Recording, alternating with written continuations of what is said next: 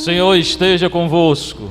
Ele está no meio de nós. Proclamação do Evangelho de nosso Senhor Jesus Cristo, segundo Marcos. Glória a vós, Senhor. Naquele tempo, tendo Jesus e seus discípulos acabado de atravessar o mar da Galileia, chegaram a Genezaré e amarraram a barca. Logo que desceram da barca, as pessoas imediatamente reconheceram Jesus, percorrendo toda aquela região. Levavam os doentes deitados em suas camas para o lugar onde ouviam falar que Jesus estava.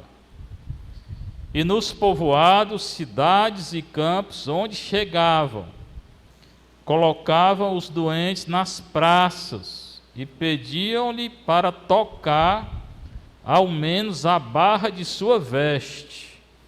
E todos quanto tocavam ficavam curados.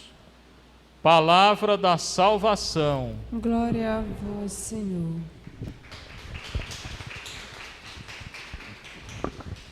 Sentar, Evangelho de Marcos, primeiro lido durante a semana.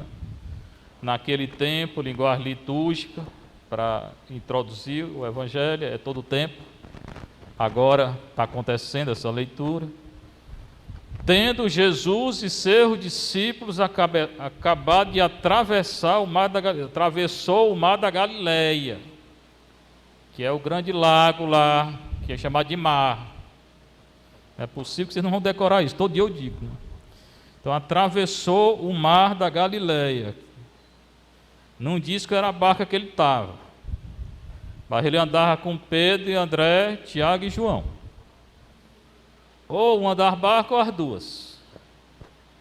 Chegaram a Genezaré, uma cidade próxima do lago, e amarraram a barca. Então hoje a localidade não é Nazaré, não é Cafarnaum, não é Naim, não é Caná, é Genezaré, uma cidade de lá.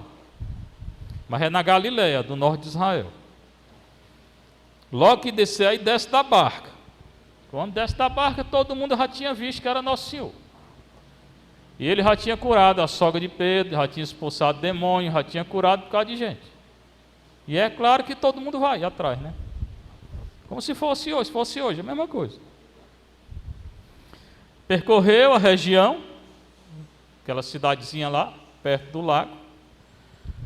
Aí eles levavam os doentes, aqui você tem que entender, o doente deitado nas suas camas, não tinha cadeira de roda.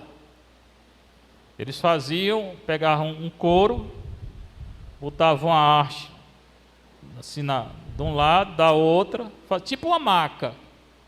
Essas macas aí de jogador. Aí é assim que carregavam os doentes. Entendeu? Quando fala cama, era tipo uma maca. Levar os doentes em maca para o lugar onde Jesus estava. Imagina o alvoroço, né? Quantos doentes foram lá para ser curados? E todas as cidades ao redor colocavam os doentes nas praças. Ele ficou só numa cidade? Não. Ontem ele disse: bora sair para evangelizar tudo. Evangelizar, irmão, é converter o povo. Que é o que o negócio dessa campanha, esse povo da comunidade não entende. Estão dizendo que converter, não tem ninguém converte mais ninguém não, cada um fica na sua religião e é salvo. Não, você disser isso é contra o Evangelho. Porque ele saiu, Nosso Senhor, para converter e para batizar. E não como vocês dizem, que não precisa batizar. Até bispo já falou, nunca batizei ninguém, perdeu tempo. Nosso Senhor mandou batizar. Tem que batizar os meninos, as crianças, os jovens, os adultos, todos. E tem que converter o povo. Esse negócio de ecumenismo, não, agora não posso mais falar nada, porque é ecumenismo, cada um na sua religião. Errado. Se não quiser escutar, é problema de quem não quer escutar. Mas eu tenho que anunciar. E não está inventando doutrina contra o Evangelho. Aí bota aquela ciranda lá na campanha, lá não sei o que, todo mundo... Não é assim não, a salvação não é isso não, todo mundo cantando, dançando, pronto, Deus vai levar todo mundo, cada um na sua religião. Vai não, não vai não, né? Não é desse jeito. Ou se converte e pede perdão, ou então não vai ser salvo. Pronto. E tem que batizar? Tem. Mas eu escutei, você pode ter escutado o que você quiser. O Evangelho diz que tem. Nosso Senhor andava por ali, não é para dizer, nós somos todos irmãos, vamos dar mão, vamos brincar de roda. Nosso Senhor não fez isso não. Mandou se converter. Deixar o que está errado. Né? Conversão é deixar o que está errado. E não achar que está tudo bom. Como escrever aí. E levava então os doentes e pediam para tocar na veste de Nosso Senhor. Aí eu pergunto a vocês, e pelo amor de Deus me responde, porque a gente pergunta se vocês ficam com os olhos regalados, não diz nada. Quem curava era a veste de Nosso Senhor? Eles pediam para tocar na veste de Nosso Senhor, aí ficavam curados. Quem curava era a veste de Nosso Senhor? Era? É a fé. Você podia pegar a túnica todinha, tomar banho com a túnica de Nosso Senhor. Se não tivesse fé, não ia ser curado. Quem curava era ele, o dono da veste. Não é a veste. E a fé das pessoas, vocês falaram certo. Gostei que a Vera, bem forte, né? A Vera tem fé. É a fé que salva, que cura. Você pode pegar todas as relíquias de tudo que é santo, dormir durante 1 ano com as relíquias, não acontecer nada. Aí é piorar se não tiver fé. Está entendendo? Então, não é o fato da veste. Aí fica aí gente correndo atrás de uma relíquia aqui, de uma relíquia. Esse povo não tem fé. Quem corre atrás de relíquia não tem fé. E é um bocado de cristão hoje em dia. Eu tenho as relíquias, mas não é a relíquia, é a fé. E só querem relíquia de 1º grau. A canonização do João Paulo II foi relíquia de 3º grau, que não era nem veste dele, é um pano que tocou nele. Porque o importante não é a relíquia, é a fé. O povo não entende. Fica aí, tudo correndo atrás de relíquia, sem fé. Vai ser curado nunca. E acha que é muito espiritual, né? Pois bem, todos quantos o tocavam ficavam curados por causa da fé. Sem esquecer o que eu já disse aqui. Maior cura é o perdão dos pecados. Porque no céu entra cego, coxo, aleijado, doido. Mas quem não teve os pecados perdoados não entra. Então o mais importante não é a cura física. Até porque eu já falei, um dia eu vou morrer, você vai morrer, todo mundo vai.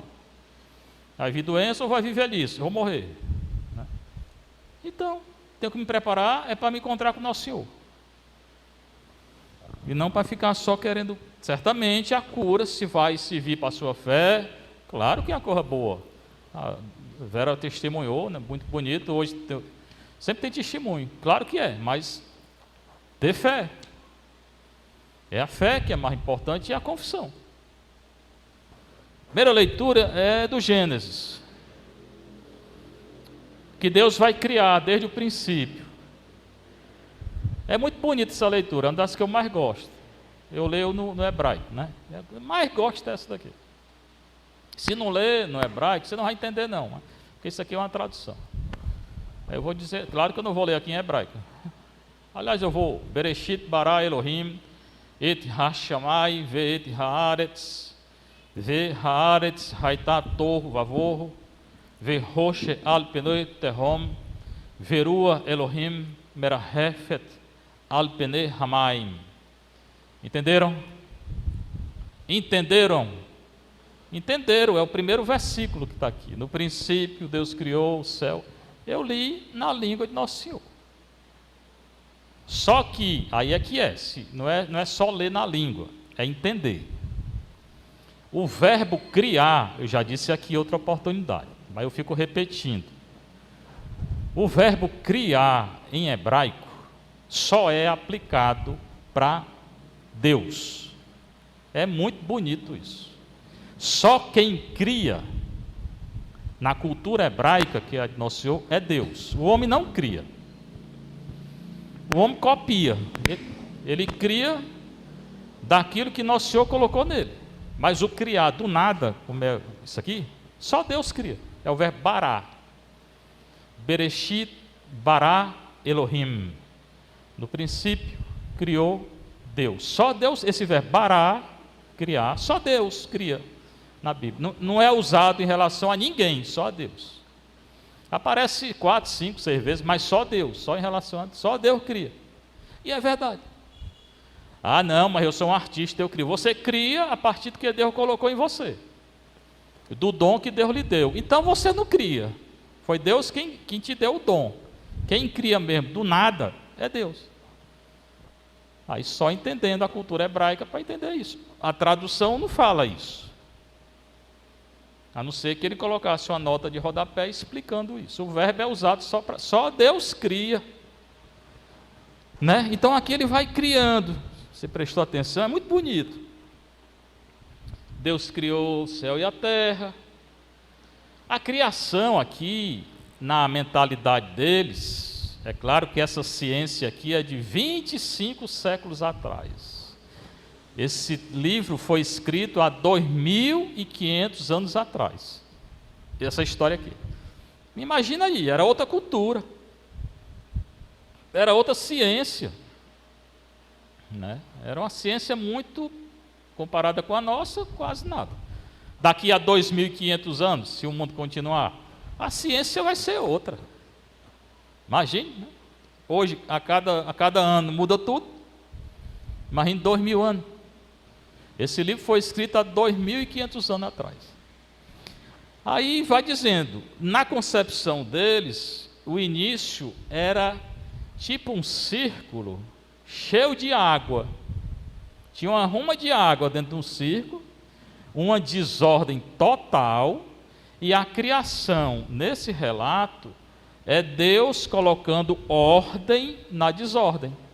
Era esse caos, que era água, e era água revolta, né? Água revoltada, água agitada. Aí Deus vai colocando ordem no caos. Era o caos no início. Aí Deus pega, faz o quê? Separa a água de baixo e a água de cima.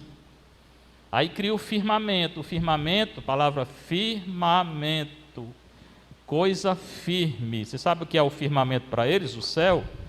Água sólida. O céu para eles era água sólida. E a chuva, Deus abria a torneira e caía água sólida, né? Então a primeira coisa que Deus faz é deixar água líquida aqui e botar água sólida lá em cima. É a mentalidade deles. Aí criou o sol, a lua, as estrelas, a terra. Vai ordenando. Era tudo um caos, tudo água aí de qualquer jeito. A primeira coisa separou água de baixo com água de cima. O céu para eles é água. Era. Hoje eles sabem que não é. E a chuva, torneirinha, chama de comporta, abria a torneirinha, caía a chuva. Porque para eles lá em cima é água. É claro, ele está há 2.500 anos atrás. Cria a terra, continente, os peixes do mar, as aves do céu. Daqui a pouco ele vai dizer, no versículo 25, aí cria o homem e a mulher. Aí eu gosto muito por isso, cria homem e mulher, né? Eu falo sempre. Só criou homem e mulher. A gente nasce homem e mulher. Ah, mas a ideologia de gênero, eu não quero saber de ideologia de gênero.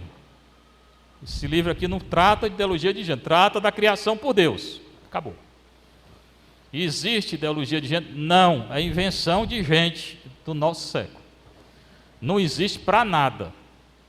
Tá? Para nada. E o cristão que seguir não é cristão. Pronto. Para mim tudo é muito simples.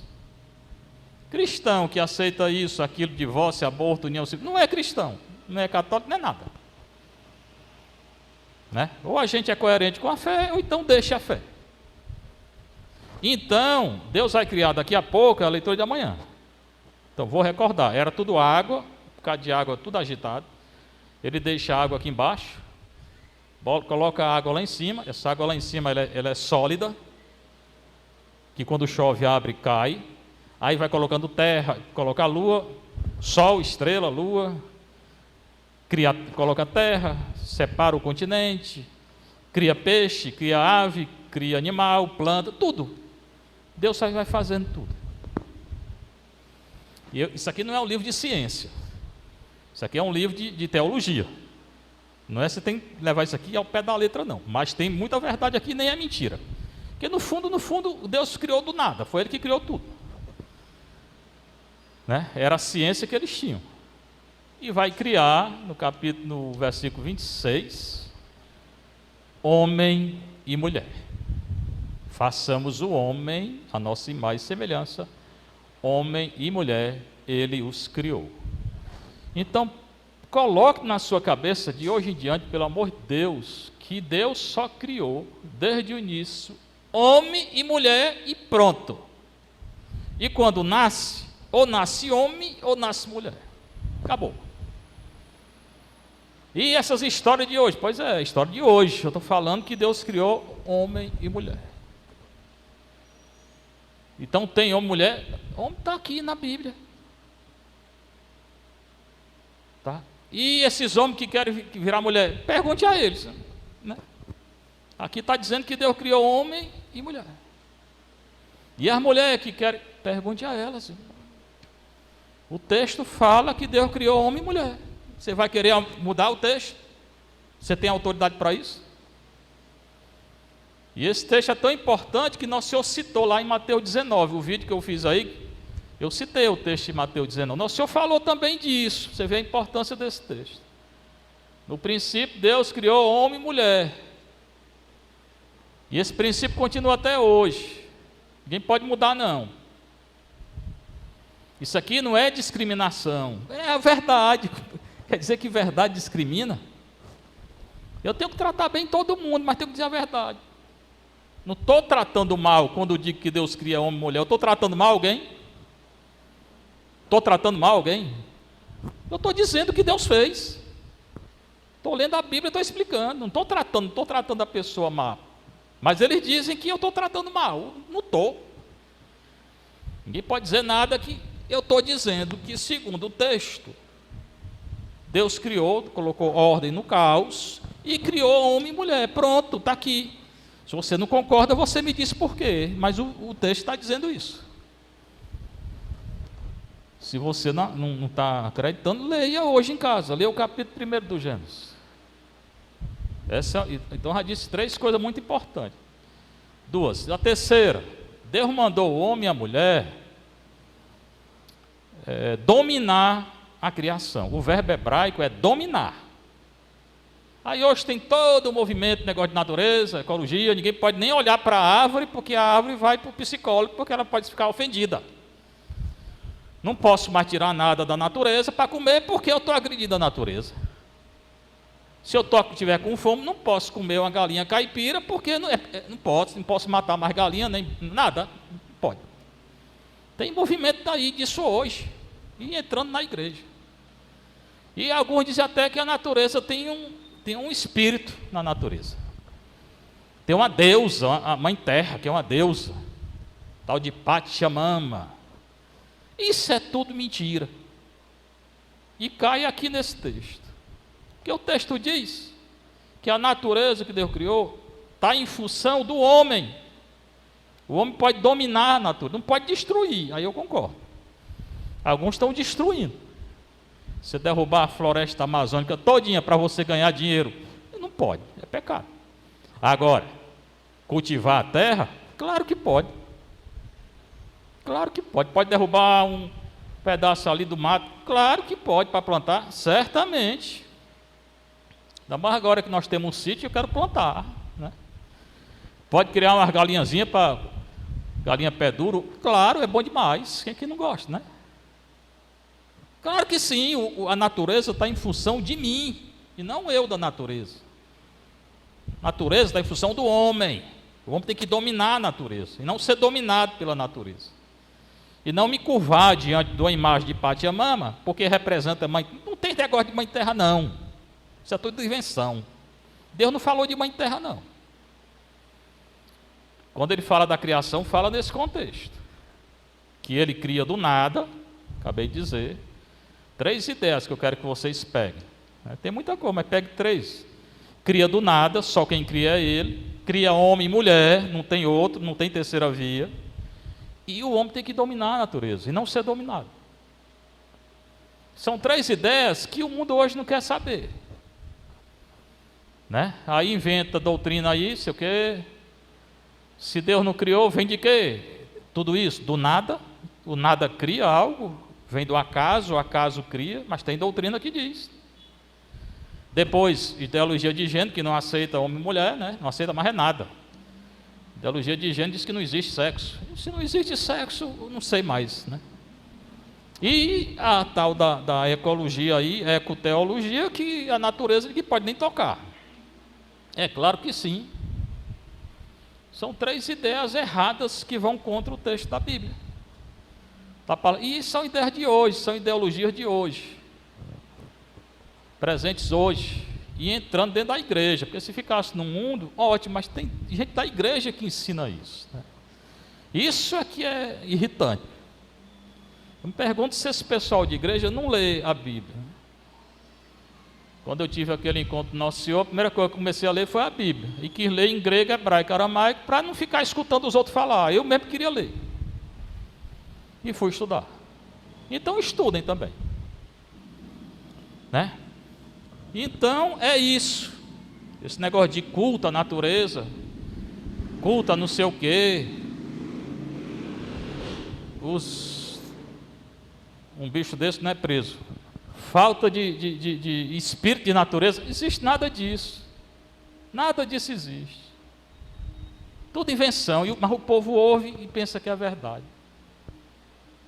Tudo mentira. O único espírito que fica pairando aí é do Satanás e aqueles que estão com ele. Aí existe. E quando você invoca na macumba, no espiritismo, ele vem. E se você invocar a Pachamama lá, é o Satanás. Não tem nada de Pachamama, cor nenhuma.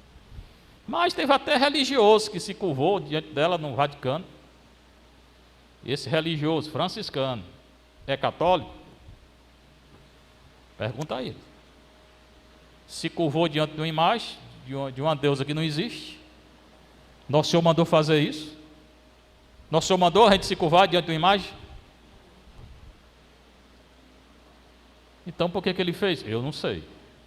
Mas tem religioso que faz. E essa campanha aí tem algo disso, viu? Naquela ciranda lá que eles fizeram, tem a imagem de um índio. Não sei se vocês notaram, mas eu estou bem atento.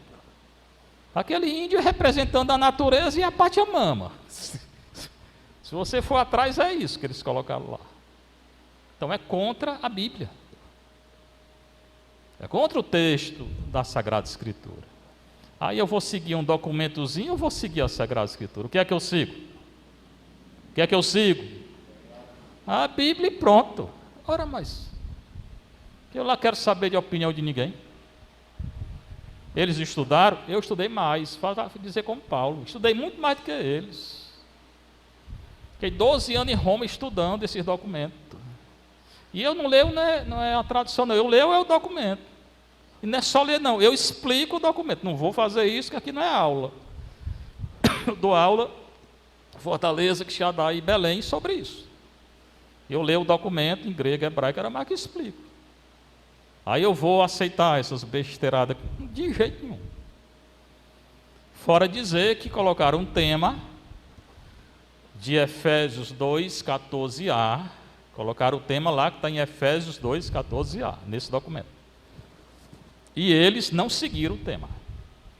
Essa é a minha crítica principal, que eu coloquei no vídeo. Eles partem de um tema, depois amanhã eu posso um pouco aprofundar isso, e eles desenvolvem outro tema. Se você fizer isso numa tese de doutorado, eu sou doutor, você é reprovado. Você não pode colocar um tema, você não pode dizer, eu vou discursar nessa tese sobre Maria, aí você escreve sobre José, você é reprovado. Se você diz que vai discursar sobre um assunto, você tem que escrever sobre o assunto, ou não é? É lógico. Eles colocaram, o tema é esse, leia lá, Efésios 2,14. E falaram outra coisa. A coisa é tão absurda que é contraditório. Se fosse uma tese, eles estavam reprovados. Se fosse eu, professor, sabe quanto é que eu dava para eles? Sabe, né? 0. Seja louvado nosso Senhor Jesus Cristo.